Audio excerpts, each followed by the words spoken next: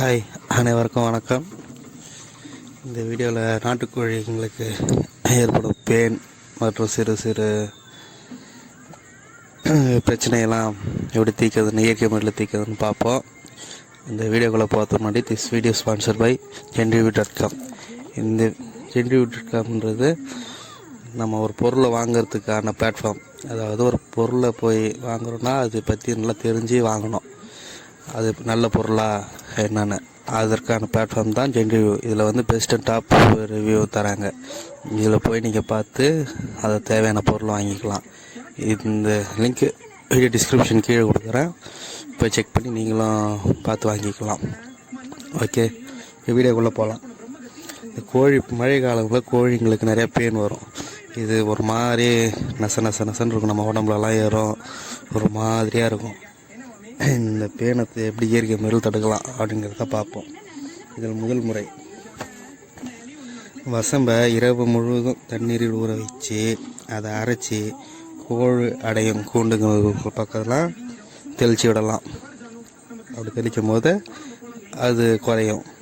அது ரெண்டாவது, வசம்பை தூள் செய்து அதோடு கொஞ்சம் அடுப்பு சாம்பல் மற்றும் கற்பூரம் இதை தூளாக்கி கலந்து வெயில் நேரங்களில் கோழிக்கு மேலே தடவி விடலாம். அப்புறம் 3, சீத்தாப்பழம் கொட்டையை சேர்த்து அதை பொடியாக்கி அரைத்து கோழி உடம்பில் தேய்த்து கட்டுப்படுத்தலாம். 4, எருகம் இலையில் பின்புறத்தில் விளக்கெண்ணெய் தடவி அதை கோழி அடைகிற இடத்துல அங்கே போட்டு வச்சோன்னா அந்த பேனில் என்ன பண்ணோம்னா அந்த விளக்கெண்ணில் போய் ஏறி ஒட்டிக்கும். திரும்ப அந்த இலையெல்லாம் எடுத்து தீயில் போட்டு எரிச்சிடணும். அப்படி மூலயமா கொஞ்சம் குறைக்கலாம். அடுத்தது 5, கோழிகளை வசம்பு கலந்த தண்ணியில் முக்கி வெளியே எடுத்து விட்றது மூலயமா இதாகும், குறையும். அது வெயில் நேரத்தில் செய்யணும். அடுத்தது, பூண்டை நல்லா கரைச்சி கொட்டா முழுவதும் அங்கங்கே தெளித்து விட்டால் இந்த வாசனையால் கோழி பெண்கள் வராது. அடுத்தது, இரத்த கழிச்சல், கோழிகளுக்கு ஏற்படும் இரத்த கழிச்சல் இருக்குல்ல, அதுக்கான சிறு குறிப்பு. சோற்று கட்டாயின் ஒரு இது கீத்தை எடுத்து அதன் சதப்பகுதியை தண்ணீரில் கலந்து ஒரு கோழிக்கு ஒரு இங்கு பிள்ளை என்ற அளவில் 3லேருந்து 5 நாள் கொடுத்து வந்தால் இந்த நோய் குறையும். அடுத்தது, நாடாப்புழு, ஒரு கோழிக்கு அரை கொட்டைப்பாக்கு என்ற அளவில் 2 மாதங்களுக்கு ஒரு முறை கொடுக்க வேண்டும். இதேமாரி கொடுத்தோன்னா நாடாப்புழு வராது தடுக்கப்படும். அடுத்தது, உருண்டைப்புழுன்னு வரும்.